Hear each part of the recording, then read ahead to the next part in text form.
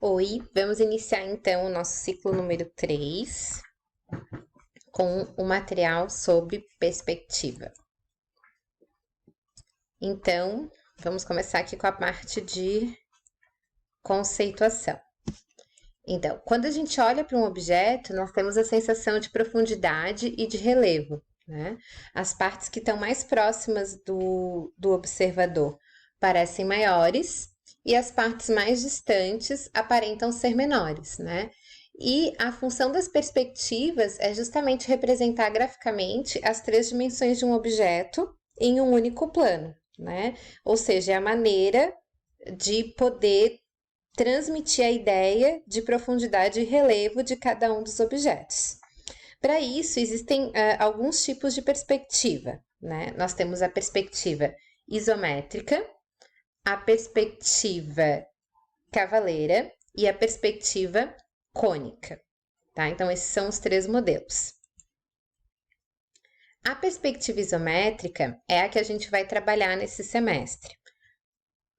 Por quê? Porque ela é a que melhor mantém as proporções do objeto, né? Ela trabalha direitinho com a questão do dimensionamento, largura, altura e profundidade. Então, ela mantém melhor as proporções e é baseado num sistema de origem aonde nós temos um ponto central e os eixos x, y e z têm uma distância de 120 graus para cada um, por isso que mantém a proporção. Então, a gente vai sempre trabalhar dentro dessa malha que vai trabalhar com esses ângulos, tá?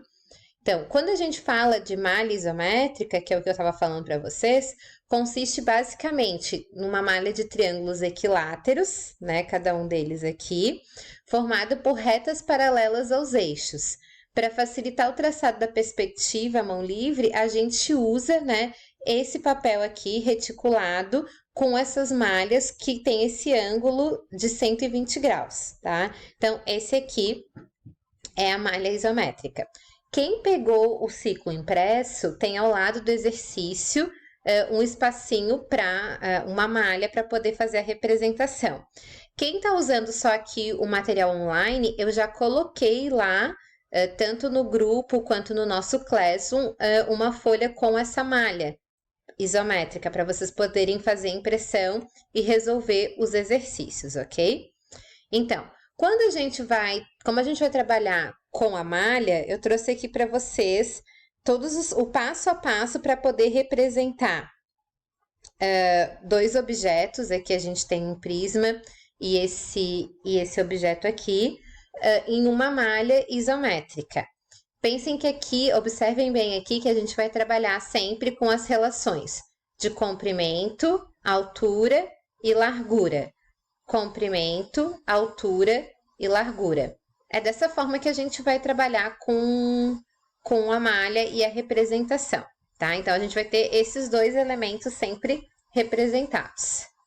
Então, na fase 1, né? Aqui a gente tem as malhas. A gente vai traçar levemente à mão livre os eixos isométricos, né? Que tem relação com o comprimento, a largura e a altura, tá? Então, ó, comprimento, largura e altura. Então, a gente vai fazer esses traços. Pode ser fraquinho, ó. Nesse primeiro exemplo, a gente fez o traço maior e só fez a marcação aqui do tamanho, né? Mantendo as proporções. Então, aqui 2, aqui 1, 2, 3, 4, 5, 6 triângulozinhos e 1, 2, 3, 4, 5 aqui, tá? Então, a gente fez essa marcação. Aqui já foi um pouquinho mais além, ó. A gente fez a marcação e já foi levantando as arestas.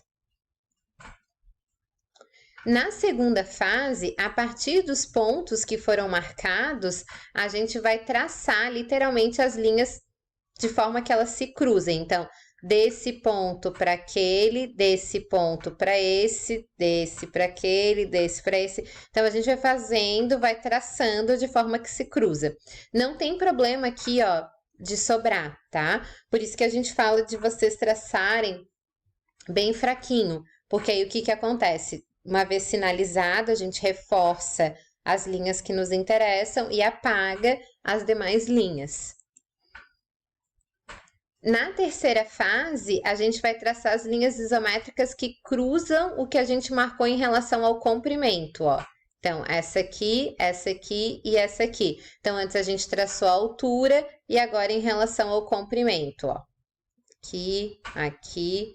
Então, a gente vai traçar essas linhas, tá? Sempre, gente, usem a malha como guia. Assim como a gente estava usando o papel milimetrado antes para fazer as projeções ortogonais e o papel milimetrado era o nosso guia para manter a proporção, aqui na malha a mesma coisa, né? Então, se são a gente vai sempre seguindo, né, o desenho em cima da malha, que vai nos ajudar a manter a proporção dos objetos. E na quarta fase, a gente vai ter literalmente, né, a lateral do objeto pronta. E a partir daí, né, aqui a marcação desse e esse aqui a lateralzinha pronta, ó. A gente já viu que tá sobrando, entre aspas. Aí, na quinta fase, a gente literalmente só apaga os excessos. Eu sempre recomendo que vocês fortaleçam o que é para manter, ou seja, agora sim, eu vou pegar o meu lápis, vou passar por cima com força, né, nas linhas que realmente vão permanecer, e aí o que sobra, as demais, eu vou simplesmente apagar e a gente vai ter a representação da perspectiva, tá? Eu coloquei aqui para vocês 9 vídeos sobre perspectiva, tem todos os exemplos das 3, tá? Para vocês verificarem como elas são construídas.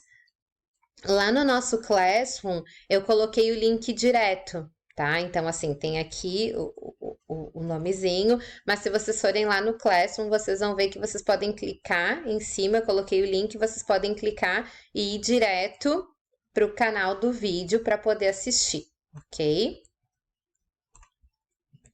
E aí, como atividades, né, eu trouxe as pecinhas já em perspectiva, tá? Só que elas não estão representadas em perspectiva isométrica. E aí agora eu quero que vocês peguem essas peças aqui que estão representadas em perspectiva e transfiram ela para a nossa malha isométrica. Então a gente tem esse objeto 1, o objeto 2 e o 3, tá? Aqui vocês têm as dimensões, então vocês vão usar elas para trabalhar na proporção dentro da nossa malha. Então, esse aqui é 30. Se o 30 eu resolvi trabalhar com 3 triângulos, sempre que for 30, eu vou trabalhar com 3 triângulos. Quando for 40, 4 triângulos. 60, 6 triângulos.